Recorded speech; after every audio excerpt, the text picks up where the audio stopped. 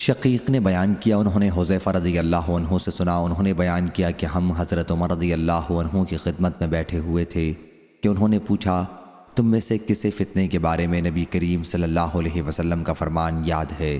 حذیفہ رضی اللہ عنہ نے کہا کہ انسان کا فتنہ آزمائش اس کی بیوی، اس کے مال، اس کے بچے اور پڑوسی کے معاملات میں ہوتا ہے، جس کا کفارہ نماز، صدقہ، امر بالمعروف اور نہی عن المنکر کر دیتا ہے۔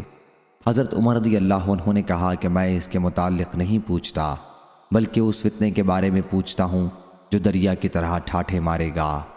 حذیفہ رضی اللہ عنہ نے بیان کیا کہ امیر المومنین تم پر اس کا کوئی خطرہ نہیں، اس کے اور تمہارے درمیان ایک بند دروازہ رکاوٹ ہے۔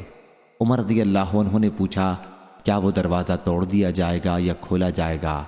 بیان کیا کہ توڑ دیا جائے گا۔ عمر رضی اللہ عنہ نے اس پر کہا کہ پھر تو وہ کبھی بند نہ ہو سکے گا۔ میں نے کہا جی ہاں۔ ہم نے حذیفہ رضی اللہ عنہ سے پوچھا کیا عمر رضی اللہ عنہ اس دروازے کے متعلق جانتے تھے؟ فرمایا کہ ہاں، جس طرح میں جانتا ہوں کہ کل سے پہلے رات آئے گی، کیونکہ میں نے ایسی بات بیان کی تھی جو بے بنیاد نہیں تھی۔ ہمیں ان سے یہ پوچھتے ہوئے ڈر لگا کہ وہ دروازہ کون تھے، چنانچہ ہم نے مسروق سے کہا کہ پوچھیں۔ جب انہوں نے پوچھا کہ وہ دروازہ کون تھے تو انہوں نے کہا کہ وہ دروازہ حضرت عمر رضی اللہ عنہ تھے۔ صحیح بخاری حدیث نمبر 7096۔